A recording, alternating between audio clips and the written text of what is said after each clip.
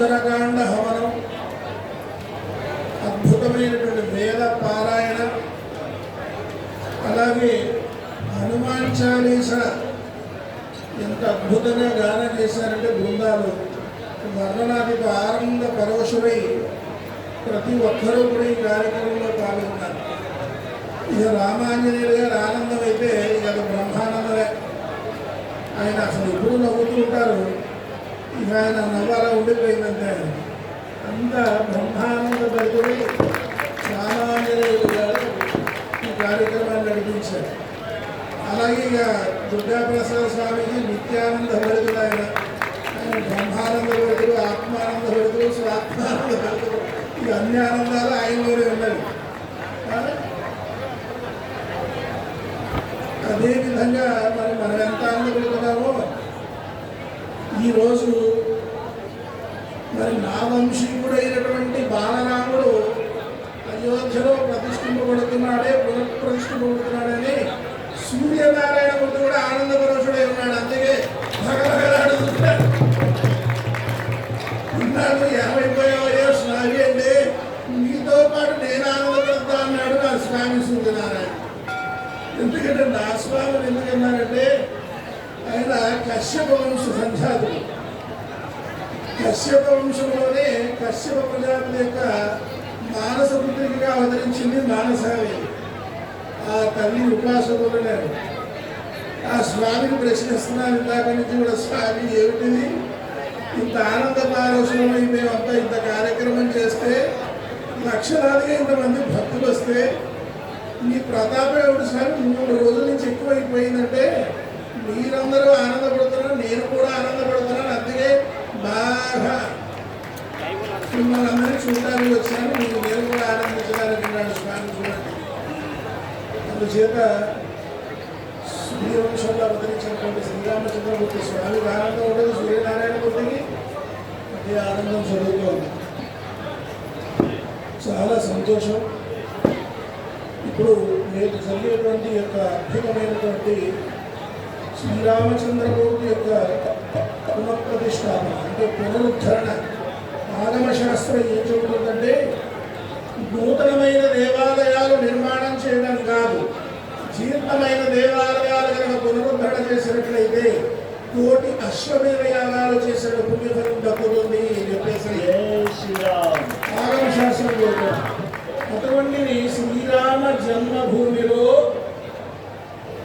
స్వామివారి యొక్క పునఃప్రతిష్టాపన అంటే పునరుద్ధరణ, జీర్ణోద్ధరణ, ఒక మహాక్షేత్రాన్ని పునరుద్ధరణ చేసిన భాగ్యం మనందరికీ కూడా దక్కింది. భారతదేశానికి యావత్ ప్రపంచానికి దక్కింది. ఇండియా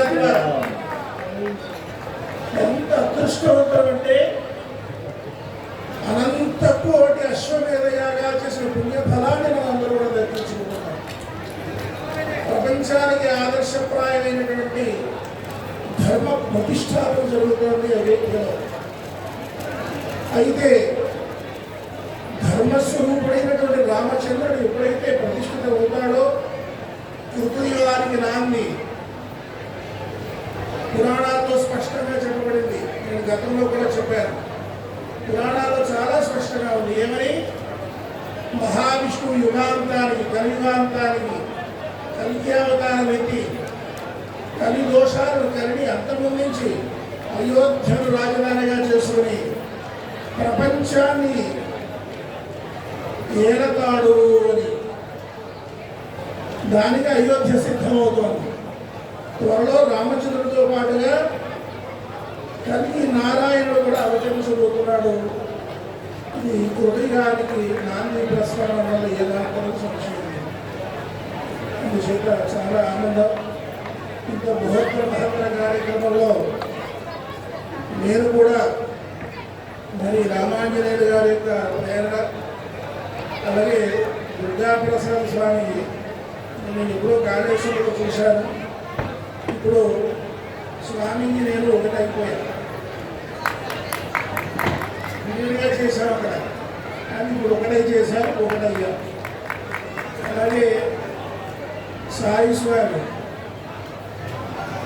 ప్రకృతిని ఆరాధించేటువంటి ఈ స్వామి కూడా ఎంత ఆనందంగా ఉందంటే వర్ణనాన్ని నేను కూడా ఆనందభరితమై ఉన్నాను. అసలు ఈ ఆనందాన్ని చెప్పడానికి సాధ్యం కాదు కదా.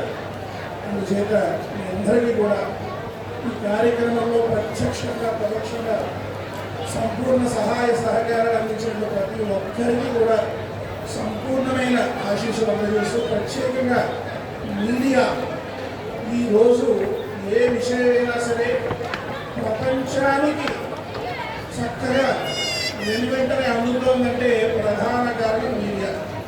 ఈరోజు ముక్కామలస్వామి ఉన్నాడన్నా, లేకపోతే ఒక దుర్గాప్రసాద్ స్వామి, ఏ స్వామిజీ ఉన్నారన్నా ప్రపంచానికి తెలిసిందంటే మీడియా. అదేవిధంగా మాకంటే ముందు నిద్ర లేచి మరి ఇదంతా కూడా కెమెరామ్యాన్స్ ఇదంతా ఎంతో కృషి చేస్తూ ప్రపంచానికి తాపత్రయం పడుతున్నారు. వాళ్ళంతా కూడా మాకంటే ముందు స్నానాలు చేస్తున్నారు. వాళ్ళని కూడా ప్రత్యేకంగా ఆశీర్వచనం అందిస్తూ శ్రీమాతా కృపా కటాక్ష సిద్ధి చేస్తారు. జై శ్రీరామ్.